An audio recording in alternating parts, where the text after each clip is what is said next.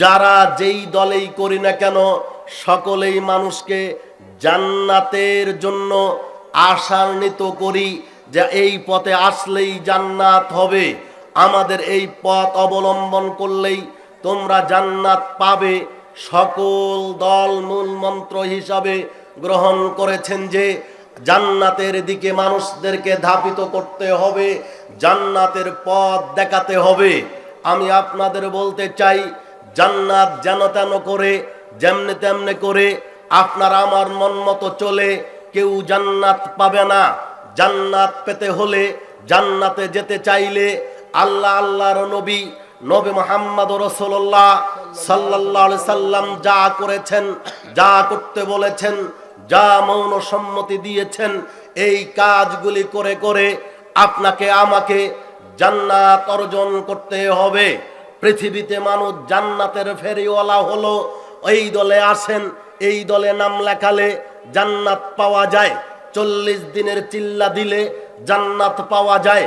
এই সময় এই জায়গায় এই ওজিফা পড়লে, পীর সাহেবের মত গ্রহণ করলে জান্নাত পাওয়া যায়। বলতে বলতে এক পর্যায়ে এমন আসলো, এই পর্যায়ে এসে বলছে একটা টিপসই দিলে জান্নাত হবে। এইভাবে মানুষ কথা বলতে লাগলো।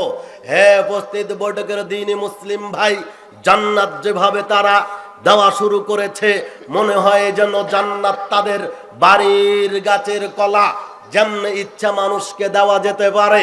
আমি আপনাদের বলতে চাচ্ছি, জান্নাত এভাবে হবে না।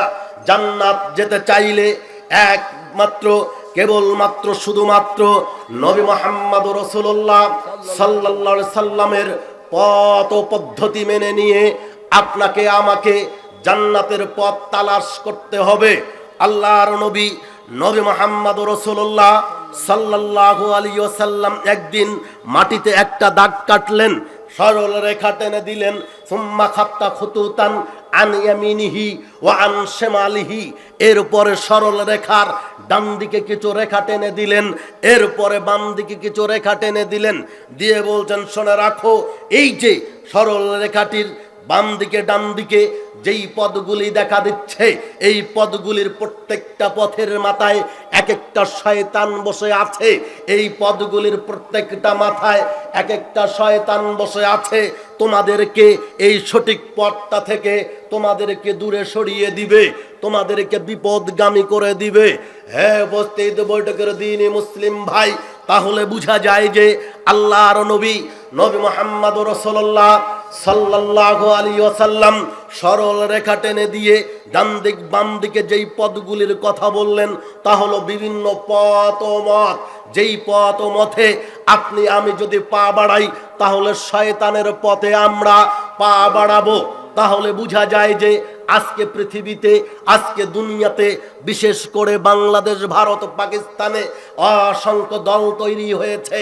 প্রত্যেকটা দলেই আল্লাহর কথা বলে, প্রত্যেকটা দলেই রাসূলের কথা বলে, প্রত্যেকটা দলেই জান্নাতের কথা বলে, প্রত্যেকটা দলেই জাহান্নামের কথা বলে। তাহলে বোঝা যায় যে, আবার দেখা যায় কেউ কোনো দল কারো সঙ্গে মিল নেই, একজন আরেকজনের গীবাত করে, একজনের ফতোয়ায় আরেকজন জাহান্নামে যাবে। এইভাবে আমরা তাদের কথাগুলি দেখতে পাই ও বুঝি। অতএব বোঝা যায় যে এই সমস্ত দলগুলি, এই সমস্ত পদগুলি, এই সমস্ত মতগুলি আল্লাহর নবীর ওই যে সরল রেখার ডান দিক বাম দিকে রাখা পথ ও মত। অতএব এই পথ ও মতে আপনি আমি চলতে চাই না। ওই পথ ও মতে আমরা চললে জান্নাত পাবো না। আমাদেরকে ওই সরল রেখার পিছনে চলতে হবে। ওই সরল রেখাটা কিভাবে হবে? আল্লাহর নবী মুহাম্মদ রাসূলুল্লাহ সাল্লাল্লাহু আলাইহি ওয়াসাল্লাম বিদায় হজের ভাষণে এভাবে বললেন, শোনা রাখো ও আমার সাহাবীরা, তোমরা যারা উপস্থিত আছো, আমার আজকের বক্তব্য তোমাদেরকে বলতে চাই, তোমরা ধারণ করে আজকে যারা উপস্থিত আছো, অনুপস্থিত ব্যক্তিদের নিকটে আমার এই বক্তব্য পৌঁছে দিবেন। আল্লাহর নবী এক জ্বালাময়ী ভাষণ দিলেন। আল্লাহর নবী ভাষণে যা বললেন, আল্লাহর নবী বলছেন, শোনো, তারাকতু ফীকুম আমরাইন, আমি তোমাদের নিকটে দুইটা বস্তু রেখে যাচ্ছি।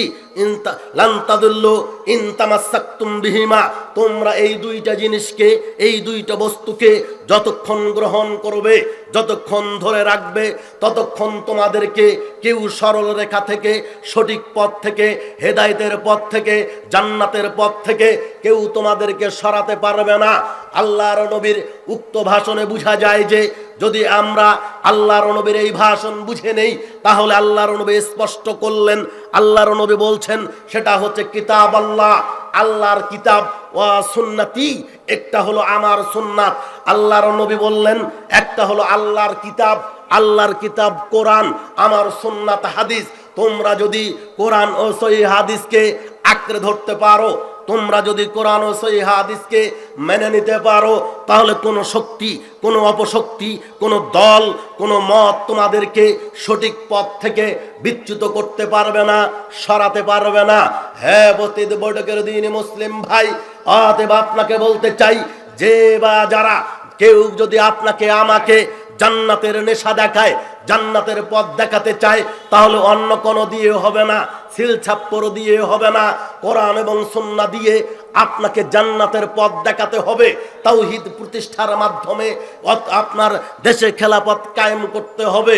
আপনাকে বলতে চাই, মুসলিমদের দেওয়া নীতিতে আমরা যদি নীতি গ্রহণ করে ওই পথ পদ্ধতিতে ইসলাম কায়েম করতে চাই, তা আদৌ সম্ভব হবে না। আমরা তো জানি 1947 সাল থেকে নিয়ে আজ পর্যন্ত যতবার এই সিচুয়েশন দাঁড়িয়েছে, জনগণ, বাংলার মানুষেরা সকলেই মনে করেছে ইতিপূর্বে যা হয়েছে হয়েছে, আজকে এর পরিবর্তন ঘটাতে হবে, এবারে এর পরিবর্তন ঘটাতে হবে। ভালো মানুষ যাচাই বাছাই করতে হবে, যাচাই বাছাই করে ভালো মানুষকে নেতৃস্থানে নিয়ে আসতে হবে, তাহলেই আমাদের কপালে শান্তি ফিরে আসবে। সেই দিন থেকে পরিকল্পনা, আজকে 2026, আজও বাংলার জমিনে বাংলার মানুষদের ভাগ্য আকাশে কোনো পরিবর্তন দেখা গেল না।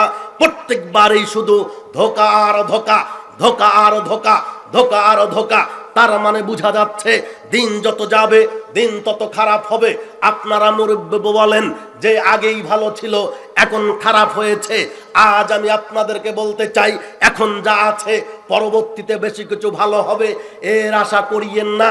একটা হাদিস আপনারা খুব খেয়াল করে শুনেন, জান্নাত যেতে চাইলে কোন পথে হাঁটতে হবে, কোন পথ অবলম্বন করতে হবে, আর কিভাবে জান্নাতে যাওয়া যায়। আপনাকে বলতে চাই, আদৌ কি এইভাবে সম্ভব? এভাবে কি মানুষ ইসলাম বুঝবে? এভাবে কি মানুষ ইসলামের শান্তি পাবে? আসলে কি সম্ভব কিনা একটু খেয়াল করেন। জুবাইর ইবনে মুতঈম রাদিয়াল্লাহু তাআলা আনহু বলেন, শাকাউনা ইলা আনাস ইবনে মালিক, আমরা আনাস ইবনে মালিকের নিকটে অভিযোগ করলাম আমাদের নেত্রীর বিরুদ্ধে, আমাদের নেতার বিরুদ্ধে। জি না, আর মেনে নেওয়া যায় না, এই নেতাকে মানা যাবে না, একে পরিবর্তন করতে হবে, নয়তো শান্তি সম্ভব হবে না। একথা আল্লাহর নবীর সাহাবী আনাস ইবনে মালিককে বলছিলেন। আনাস ইবনে মালিক রাদিয়াল্লাহু তাআলা আনহু বললেন, ইসবিরু, শোনা রাখো, যে পরিস্থিতিতে আছো ধৈর্য ধারণ করো, নিজের আমল করো, জান্নাত কায়েম করো, ধৈর্য ধারণ করো। তোমাদেরকে বলতে চাই, ইন্না সায়াতি লা ইয়াতি জামানুন, এমন কোন দিন আসবে না, এমন কোন যুগ জামানার সৃষ্টি হবে না যেই যুগ জামানাটা পূর্বের থেকে ভালো হবে। দিন যত যাবে মানুষ তত খারাপ হবে, দিন যত যাবে মানুষ তত খারাপ হবে, দিন যত যাবে মানুষ তত খারাপ হবে। একথা আনাস ইবনে মালিক বললেন। অত্র হাদিস প্রমাণ করে যে কেউ যতই আমরা তোড়জোড় করি না কেন, অমুক অমুক অমুককে নেতা হিসেবে গ্রহণ করলে হয়তো বা দেশে শান্তি ফিরতে পারে, সম্ভব হতে পারে না। আপনাকে বলতে চাই, অবশ্যই ঈসা আলাইহিস সালাম পর্যন্ত ধৈর্য ধারণ করতে হবে। আপনার নেতা নেত্রী দিয়ে এইভাবে সমাজে ইসলাম কায়েম করা আদৌ সম্ভব হবে না। কাজেই আপনাদের এই তোড়জোড় বাদ দিয়ে আপনারা নিজেরা একটু আমল করেন, আমল করে নিজেদের ভাগ্য পরিবর্তন করার চেষ্টা করেন, জান্নাত পাওয়ার চেষ্টা করেন। আল্লাহ সুবহানাহু ওয়া তাআলা দলমত নির্বিশেষে সকলকে সব দিক থেকে ফিরিয়ে একমাত্র কেবলমাত্র আল্লাহ সুবহানাহু ওয়া তাআলার প্রিয় মনোনীত মানুষ নবী মুহাম্মদ রাসূলুল্লাহ সাল্লাল্লাহু আলাইহি সাল্লামের পথ অনুসরণ করার তৌফিক দান করুক। সকলে বলি আল্লাহুম্মা আমিন। হ্যাঁ উপস্থিত বটকের দিনী মুসলিম ভাই, বলছিলাম আপনাকে আমাকে সারা জীবনের প্রচেষ্টায় 4টা গুণ অর্জন করতে হবে, 4টা সিফাত অর্জন করতে হবে। করতে পারলেই ইহকালও ভালো হবে, পরকালও ভালো হবে। দেখেন আব্দুল্লাহ ইবনে আমর রাদিয়াল্লাহু তাআলা বলেন, রাসূল সাল্লাল্লাহু আলাইহি ওয়াসাল্লাম বলেন, আরবাউন ইদা কুন্না ফিকা ফালা আলাইকা মা ফাতাকা মিনাদ দুনিয়া। আল্লাহর নবী বললেন, ও আমার সাহাবীরা, তোমরা যদি 4টা গুণ অর্জন করতে পারো, পৃথিবীতে তোমাদের টাকা নেই, পয়সা নেই, তাতে কোনো যায় আসে না। মানুষ তোমাকে মূল্যায়ন করে না, তাতে কোনো যায় আসে না। মানুষ তোমাকে নেতা হিসেবে মানে না, তাতে তোমাদের কোনো যায় আসে না। তুমি মানুষের কাছে পরিচিত নও, তাতে কোনো যায় আসে না। 4টা গুণ অর্জন করো, তাহলে তোমার ইহকালও ভালো হবে, পরকালও ভালো হবে। ইহকালও ভালো মানে শান্তিতে বসবাস করতে পারবে, পরকালে ভালো মানে জান্নাত অর্জন করতে পারবে। তাহলে বোঝা যায় 4টা গুণের মাধ্যমে জান্নাত অর্জন করা যায়। হে উপস্থিত বটকের দিনী মুসলিম ভাই, আপনাদেরকে বলতে চাচ্ছি, আল্লাহর নবী মুহাম্মদুর রাসূলুল্লাহ সাল্লাল্লাহু আলাইহি সাল্লাম যে 4টি গুণের কথা বললেন, তার 1 নম্বরে বললেন হিফজু আমানাতিন, আমানতদারিতা ঠিক রাখতে হবে। কি রাখতে হবে? আমানত বুঝেন কি? আমানত মানে আপনাকে বুঝাই, আমানত বুঝেন কিনা? আপনাকে মানুষ পছন্দ করে দাড়ি টুপি আলখাল্লা ইত্যাদি দেখে আপনাকে মসজিদ, আবার আপনি মনে করিয়েন না যে আমাকে বললেন, হ্যাঁ আবার সমস্যা হতে পারে, উদাহরণ বনে গেলে ভেজাল হতে পারে। আমি আপনাকে বলতে চাচ্ছি, যাই হোক, আপনি একজন এলাকার মাতব্বর মানুষ, আপনাকে সবাই মানে, 10 জন আপনার কথায় উঠা বসা করে, আপনাকে মসজিদের অথবা এলাকার কোনো একটা বিষয়ে তারা কিছু কাজ করবে, মর্মে কিছু টাকা পয়সা আপনার হাতে জমা দিয়েছে, আপনি জমা রেখেছেন। এখন সময়ে সমাজের কাজে এটা আপনার কাছে চাওয়া হলো, আপনি বলছেন কই, কবে দিয়েছো, কিভাবে দিয়েছো, এটা আপনি দিতে পারলেন না। এর নাম হলো আমানতের খেয়ানত। আর যদি জনগণের চাওয়া মাত্রই কিঞ্চিত সময় নষ্ট না করে, সেকেন্ড সময় নষ্ট না করে যেভাবে দেওয়া ওইভাবে যদি আপনি বুঝাতে পারেন, তার নাম আমানতের রক্ষা। হ্যাঁ উপস্থিত বটকের দিনী মুসলিম ভাই, আপনাকে বলতে চাই, শুধু সামাজিক ভাবে নয়, আপনার পরিবারেও আপনি আমানতের খেয়ানত করেছেন, আপনার পরিবারেও আপনি আপনার আমানতের খেয়ানত করেছেন। বলতে চাচ্ছি, 2টা ছেলে 3টা মেয়ে আপনার রয়েছে, আপনি কবে কবে জানি ছেলেকে জমি লিখে দিয়েছেন, এখন তা আপনার মেয়েকে আদৌ আপনি জমি দেননি বা পরেও দিবেন না। এখন তাহলে ছেলে মেয়েদের ভিতরে আপনি আমানতের খেয়ানত করলেন। আপনাকে বলতে চাচ্ছি, কেউ যদি অন্যায়ভাবে মানুষের অন্যায় করে কিঞ্চিত কিছু অন্যায় করে ভোগ করে, তাহলে তার দাড়ি টুপি দিয়ে, তাহলে তার বলতে চাচ্ছি হজ দিয়ে, তাহলে তার 5 ওয়াক্ত সালাত দিয়ে, তাহাজ্জুদ দিয়ে কাল কিয়ামতের মাঠে সে টিকতে পারবে না, জাহান্নামে যেতে হবে। হ্যাঁ উপস্থিত বটকের দিনী মুসলিম ভাই, আপনাকে বলতে চাচ্ছি, মানুষের হাক্কুল ইবাদ, মানুষের হক কেউ যদি নষ্ট করে আল্লাহর কাছে ক্ষমা চায়, তাহলে আল্লাহ তাকে ক্ষমা করবেন না, এতটুকুর কারণে তাকে জাহান্নামে দিবেন। একথা আল্লাহর নবী মুহাম্মদুর রাসূলুল্লাহ সাল্লাল্লাহু আলাইহি ওয়াসাল্লাম বলেছেন। অতি মারাত্মক বিষয়। আপনাকে আমি কি দিয়ে বুঝাই? বুঝার জন্য আমি নিজের পক্ষ থেকে কোনো ভাষা ইউজ করছি না, কোনো ভাষা বলছি না, কয়েকটা হাদিস আপনাদের সামনে পেশ করে আপনাকে বুঝাতে চাচ্ছি। আপনি খেয়াল করেন, আমানতের বিষয়টি কত মারাত্মক হতে পারে। কেউ যদি কারো টাকা আত্মসাৎ করে খেয়ে নেয়, তাহলে পরবর্তীতে হজ দিয়ে পালন হবে কিনা, তাহলে পরবর্তীতে এটা আপনার যাকাত দিয়ে আপনার পরিবর্তন হবে কিনা। আসলে কেউ যদি কারো টাকা খেয়ে নিয়ে আল্লাহর ঘর বানিয়ে দেয়, তাহলে কি তার টাকা শোধ হবে কিনা। কেউ যদি অন্যের টাকা মেরে খেয়ে কেউ যদি রাস্তাঘাট কালভার্ট ইত্যাদি বানিয়ে দেয়, তাহলে কি তার আসলে এগুলো গ্রহণ হবে কিনা, সে জান্নাত পাবে কিনা। একটু খেয়াল করেন। আপনাকে বলতে চাই, অনেক বড় দায়িত্বশীল একজন, যার নাম ছিল কারকারা, হাদিসটা এভাবে অনুবাদ করে শোনাই, একটু শোনেন। আব্দুল্লাহ ইবনে আমর রাদিয়াল্লাহু তাআলা বলেন, কানা আলা সাকলিন নবী সাল্লাল্লাহু আলাইহি সাল্লাম ইউকালু লাহু কারকারা। আল্লাহর নবী কারকারা নামক একজন ব্যক্তিকে যাচাই করলেন, চয়ন করলেন, মনোনীত করলেন, তাকে বাইতুল মালের দায়িত্ব দিলেন। শুনে রাখো কারকারা, তোমাকে বলছি আজকে থেকে এই বাইতুল মালের দায়িত্ব তুমি পালন করো, চাবি নাও, চাবি গ্রহণ করো। উপস্থিত বৈঠকের দিন মুসলিম ভাই, এই কারকারা বাইতুল মালের দায়িত্ব পালন শুরু করে দিলেন। মানে যেখানে জনগণের সম্পদ থাকে, যেখানে জনগণের সম্পদ লুকায়িত থাকে, গচ্ছিত থাকে, এর নাম হলো বাইতুল মাল। বাইতুল মালের দায়িত্ব দেওয়া হলো কারকারা নামক একজন ব্যক্তির। হঠাৎ করে লোকটা মারা গেল। আল্লাহর নবী, নবী মুহাম্মদ রাসূলুল্লাহ সাল্লাল্লাহু আলাইহি সাল্লাম নিজের মুখে ঘোষণা দিলেন, হুয়া ফিন্নার, এই কারকারা জাহান্নামে যাবে। লোকজন আশ্চর্য হয়ে গেল, ব্যাপার কি? আল্লাহর নবীর দায়িত্ব পালন করছিল। বাইতুল মালের দায়িত্ব মানে অনেক বড় দায়িত্ব, অনেক বড় সম্মানী দায়িত্ব পালন করছিলেন। আল্লাহর নবীর দায়িত্ব পালন করলে আল্লাহর নবী জাহান্নামী ঘোষণা দিলেন, মানে আসলে কি? আল্লাহর নবী বলেছেন অতএব জাহান্নামে যাবে। সাহাবীগণ মুখে কিছু বলতে পারলেন না, তদন্ত চালাতে শুরু করলেন। ওই লোকের বাড়ি চলে গেলেন, খুঁজতে লাগলেন আল্লাহর নবী কেন এই জাহান্নামী ঘোষণা দিলেন।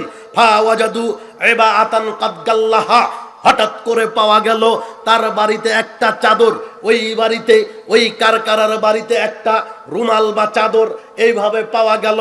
কাদ গাল্লাহা, যেই চাদরটা সে গনিমতের বাইতুল মাল থেকে একবার চুরি করেছিল, জনগণকে জানতে দেয়নি। উপস্থিত বৈঠকের দিনই মুসলিম ভাই, মুসলিমের এই হাদিস থেকে আপনাকে আমি যেটা বুঝাতে চাই তা হলো এই যে আল্লাহর নবী, নবী মুহাম্মদ রাসূলুল্লাহ সাল্লাল্লাহু আলাইহি সাল্লাম সামান্য থেকে সামান্য এতটুকু রুমাল চুরি করার জন্য, মানুষের হক মেরে খাওয়ার জন্য তাকে জাহান্নামী ঘোষণা করলেন।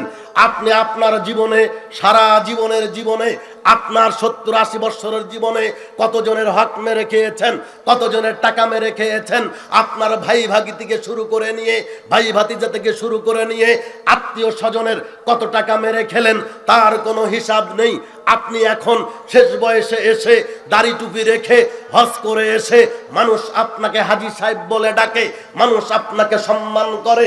আমি আপনাকে বলতে চাই, ওই লোকটা যদি সামান্য এই রুমাল চুরি করার কারণে জাহান্নামে চলে যায়, বাইতুল মাল থেকে এতটুকু নেওয়ার কারণে যদি জাহান্নামে চলে যায়, আপনি আপনার ভাইকে জমি দেননি, আপনি আপনার বোনকে জমি দেননি, আপনি আপনার ফুপুকে জমি দেননি, আপনি এই ছেলে সরেন থেকে। আশ্চর্য বিষয়,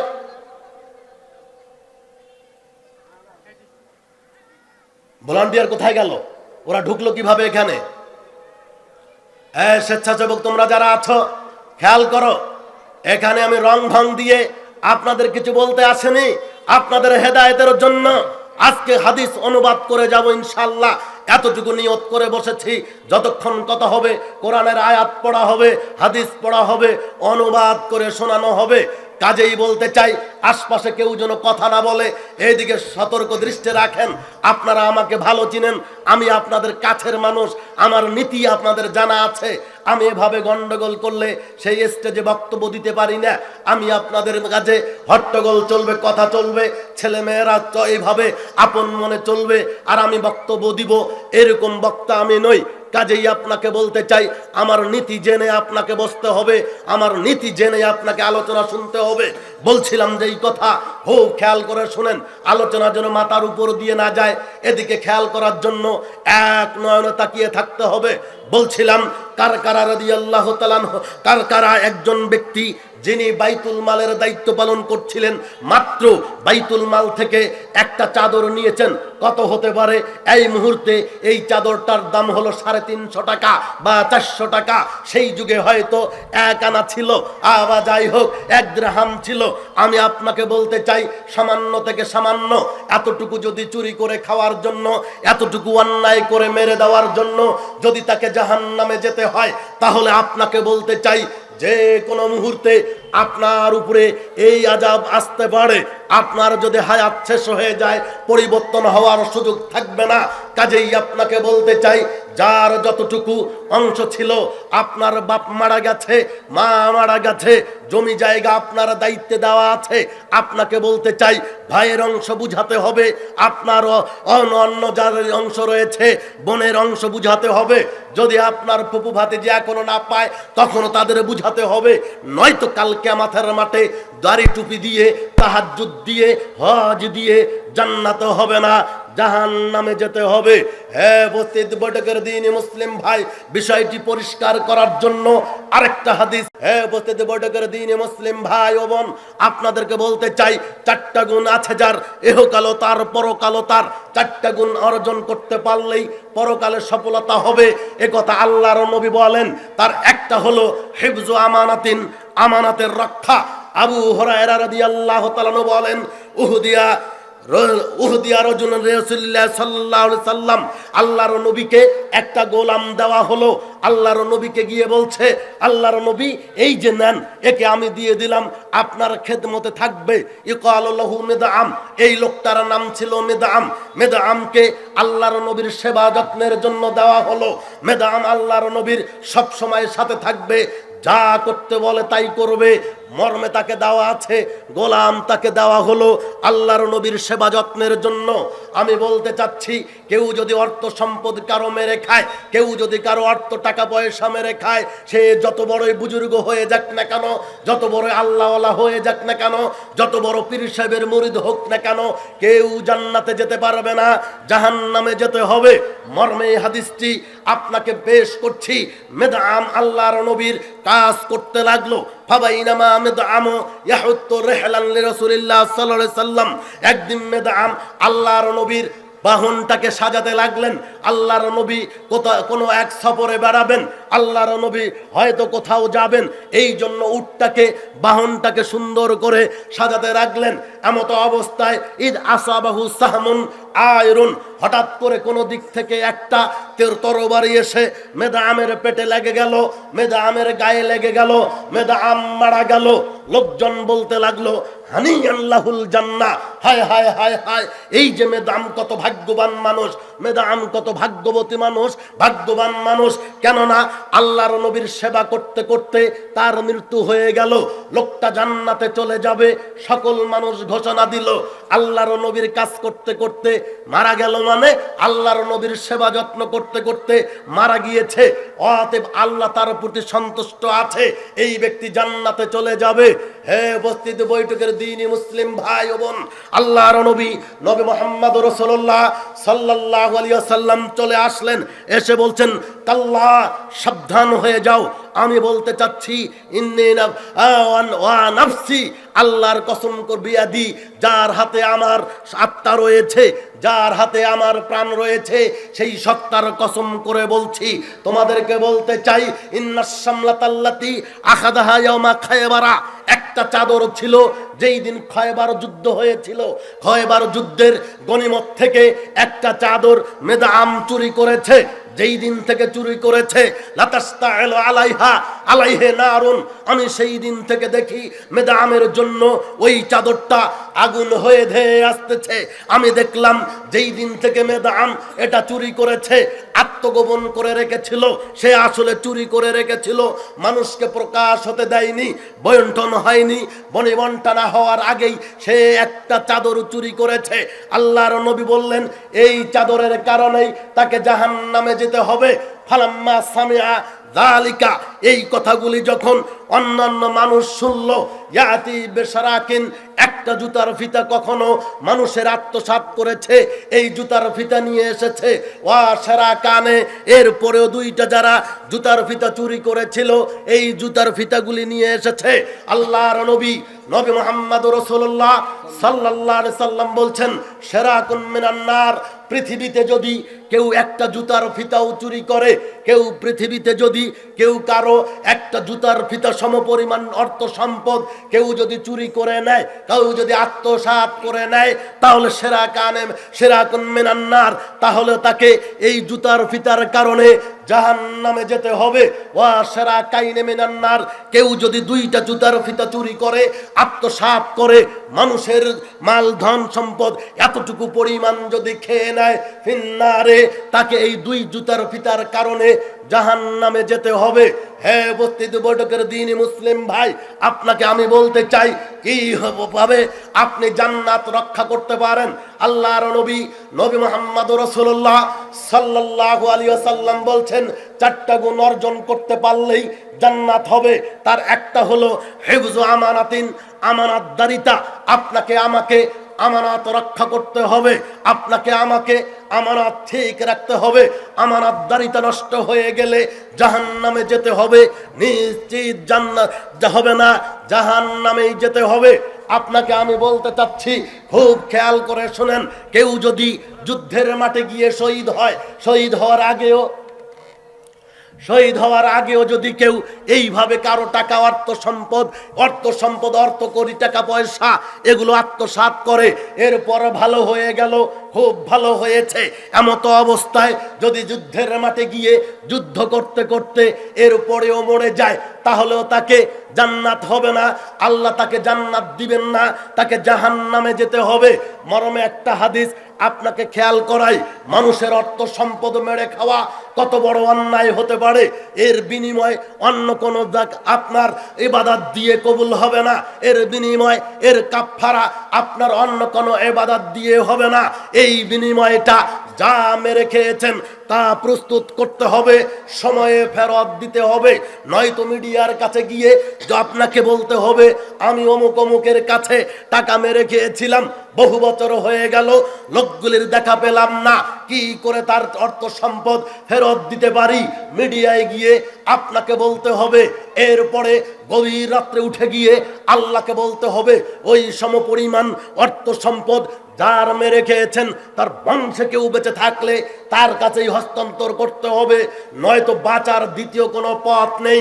হ্যাঁ উপস্থিত বৈঠকের দিনে মুসলিম ভাই, আপনাকে বলতে চাই, যেই হাদিসটি এখন অনুবাদ করব, খুব ভালো করে শুনতে হবে। কারো টাকা মেরে খেয়ে কেউ যদি হজ করে তারপরেও কবুল হবে না। কারো টাকা, অর্থ সম্পদ আত্মসাৎ করলে, জমি ঠেল দিয়ে খেয়ে ফেলে আপনি যদি হজ করতে যান, 7 লক্ষ টাকা খরচ করেন, তাও কোনো লাভ হবে না, জাহান্নামে যেতে হবে। আপনি যদি যুদ্ধের মাঠে গিয়ে শহীদ হয়ে যান, এরপরেও নিজের জীবনটা বিলিয়ে দেন, তারপরেও আপনি জান্নাতে যেতে পারবেন না। মর্মে একটা হাদিস খুব খেয়াল করার জন্য বলছি।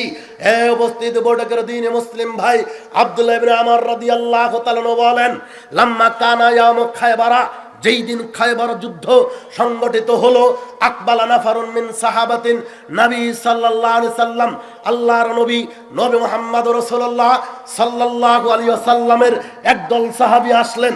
আসার পরে বলছে যে ফুলানুন শহীদুন, ফুলানুন শহীদুন, ফুলানুন শহীদুন।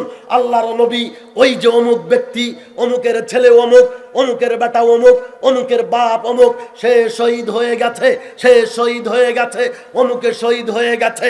হাত্তা মাররু আলা রাজুলিন, এই কথা বলতে বলতে একজন লোকের নাম উচ্চারণ করলেন। যেই লোকটার নাম উচ্চারণ করেছে, আল্লাহর নবী বললেন, অসম্ভব হতে পারে না, ও সাহাবীরা শুনে রাখো, ইন্নী রাআইতুহু ফিন্নার, আমি তাকে জাহান্নামে দেখেছি, ওই ব্যক্তি জাহান্নামে যাবে। হে উপস্থিত বৈঠকের দিনে মুসলিম ভাই, আল্লাহর নবী বললেন, কাদ গাল্লাহা ফি বরদাতিন, এই লোকটা একটা চাদর, রুমাল চুরি করেছিল, কাজেই যুদ্ধ করে লাভ হবে না, সে যতই ইসলামের জন্য জীবন দেখ না কেন, কোনো লাভ হবে না, তাকে জাহান্নামে যেতে হবে, তাকে জাহান্নামে যেতে হবে, তাকে জাহান্নামে যেতে হবে। হে উপস্থিত বৈঠকের দিনে মুসলিম ভাই, অত্র পরস্পর 3টা হাদিস পেশ করে আপনাদের যা বুঝাতে চাইলাম তা হলো এই যে, আপনি আমি যদি আমরা কারো হাক্কুল ইবাদ, মানুষের হক মেরে খেয়ে আল্লাহর কোনো কাজ করি, আল্লাহ সুবহানাহু ওয়া তাআলা তা গ্রহণ করবেন না। ওই যে লোকটা আপনার যেই লোকটা বাইতুল মালের দায়িত্ব পালন করেছিলেন, অনেক বড় ইসলামের কাজ, এই কাজ করেও জান্নাত রক্ষা হয়নি। ওই যে লোকটা, যেই লোকটা আল্লাহর নবী মুহাম্মদ রাসূলুল্লাহ সাল্লাল্লাহু আলাইহি সাল্লামের সেবা যত্ন করতে করতে দুনিয়ার থেকে বিদায় হয়ে গেল, এই লোকটাও তার জান্নাত রক্ষা করতে পারেনি একটা চাদরের কারণে। এই যে এখন যে হাদিস পাঠ করলাম, তা হলো এই যে লোকটা একটা মানুষের চাদর চুরি করার কারণে, একটা চাদর আত্মসাৎ করার কারণে এই লোকটা পরবর্তীতে নিজের জীবনটা ইসলাম কায়েমের জন্য, ইসলামকে, আল্লাহর দ্বীনকে আল্লাহর জমিনে বাস্তবায়ন করার লক্ষ্যে নিজের জীবনটা সে বিলীন করে দিল। এরপরেও শেষ রক্ষা হবে না, সে জান্নাতে যাবে না। একথা আল্লাহ তাআলা বলেন, একথা আল্লাহর নবী মুহাম্মদ রাসূলুল্লাহ সাল্লাল্লাহু আলাইহি সাল্লাম বলেন। হে উপস্থিত বড় করে দিনী মুসলিম ভাই, এ পর্যন্ত আলোচনা আপনাদের নিকটে জিজ্ঞাসা, বলেন তো কেউ কারো জমি মেরে খেয়ে, কেউ কারো টাকা মেরে খেয়ে, কেউ কারো সম্পদ মেরে খেয়ে আল্লাহর নিকটে কাঁদলে এটা আল্লাহ কি ক্ষমা করবেন? আপনাদের মনে হয় যারা বললেন না তাদের মনে হয় ক্ষমা হবে? হ্যাঁ, ক্ষমা হওয়ার কোনো সুযোগ নেই, কোনো পথই বাকি নেই। আপনাকে বলতে চাই, যে কোনো মুহূর্তে যারাই মানুষের জমি মেরে খেয়েছেন, ভাই ভাতিজার জমি মেরে খেয়েছেন, যে বা যারা আজকে এখানে তওবা করে ফজরের পরে আমিন ডেকে নিয়ে এসে জমি বন্টন করে দিতে হবে। কিঞ্চিত জমি বোনের আপনার কাছে, আপনার থেকে গেলে, আপনার বোনের জমি আপনার কাছে থেকে গেলে, তাহলে কাল কিয়ামতের মাঠে আপনি জান্নাতে যাবেন না। একথা আল্লাহর নবী মুহাম্মদ রাসূলুল্লাহ সাল্লাল্লাহু আলাইহি সাল্লাম বলেন। আপনি হয়তো বলবেন যে যার মেরে খেয়েছে সেও নাই, আর পাড়া প্রতিবেশীও জানে না, অতএব আমাকে কেউ দেখবে, এরকম মনে হয় কি? মহান আল্লাহ বলেন, ওয়ামাইয়াগুলুল ইয়াতি বিমা গাল্লা ইয়াউমাল কিয়ামা। হে উপস্থিত বড়দের দিনী মুসলিম ভাই, আল্লাহ বলছেন, ও আমার দাস দাসী, ও আমার বান্দা বান্দি, শুনে রাখো, পৃথিবীর জমিনে যে বা যারা যতখানি হোক না কেন, কিঞ্চিত থেকে কিঞ্চিত পরিমাণ, সরিষা থেকে সরিষা পরিমাণ কেউ যদি কারো সম্পদ হনন করে, কেউ যদি কারো টাকা পয়সা আত্মসাৎ করে খেয়ে ফেলে, কেউ যদি না দেখে পৃথিবীতে, কেউ যদি না জানে পৃথিবীতে, কেউ যদি না দেখে পৃথিবীতে, কেউ যদি না জানে পৃথিবীতে, ইয়াতি বিমা গাল্লা, যা পৃথিবীতে খেয়ে নিয়েছে অন্যায়ভাবে, কাল কিয়ামতের মাঠে এটা উপস্থিত হয়ে যাবে। যারা আপনার এলাকার মাতব্বর ছিল, যারা মেম্বার ছিল, যারা চেয়ারম্যান ছিল, কত অসহায় মানুষের টিন মেরে খেয়েছে, কত অসহায় মানুষের গম মেরে খেয়েছে, কত অসহায় মানুষের গরু মেরে খেয়েছে, কত অসহায় মানুষের ছাগল মেরে খেয়েছে, কত মানুষের চাল মেরে খেয়েছে। আমি আপনাদের বলতে চাই, আল্লাহ তাআলা বলেন, ইয়াতি বিমা গাল্লা ইয়াউমাল কিয়ামা, কিয়ামতের মাঠে। দোকান ধরিও না এখানে, দোকান বন্ধ করো তোমার। আমি কথা বলছি, আমাকে যদি চা পান খেতে না হয় তো তা অন্যকে খেতে হবে কেন? আশ্চর্য বিষয়, এতগুলি মানুষ লক্ষ্য করছে আর এখানে চা হবে? ওর বুদ্ধি কম, তাই ওখানে নিয়ে এসেছে। উপস্থিত বড় করে দিন মুসলিম ভাই, আলোচনাকে বাদ দিয়ে দিব নাকি?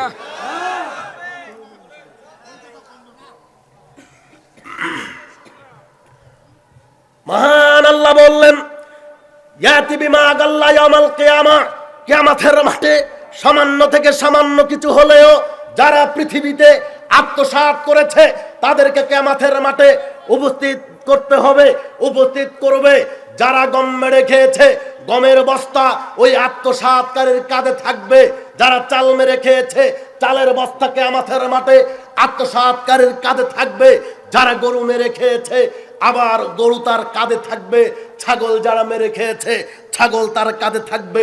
এদের প্রত্যেকের বাকশক্তি আল্লাহ তাআলা খুলে দিবেন। চাউলের বস্তা বলবে, ওহে জাতি শুনে রাখো, এই যে তোমাদের নেতা যে চাল মেরে খেয়েছে, গমের বস্তা কথা বলবে আর বলবে, শুনে রাখো, এই যে তোমাদের নেতা যাকে তোমরা ভালোবেসে খুব একটার জায়গায় 10টা ছিল মেরেছো, কেউ দেখেনি। তোমাদেরকে বলতে চাই, তোমার নেতার কাজ হলো এই, তোমার নেতা এই করেছে সেই করেছে। গমের বস্তা বলে দিবে, টিন বলে দিবে, অর্থ সম্পদগুলি বলে দিবে, যা কিছু সে আত্ম সম্পদ মানুষের খেয়ে নিয়েছে সব কালকে আমাদের মাঠে কথা বলবে।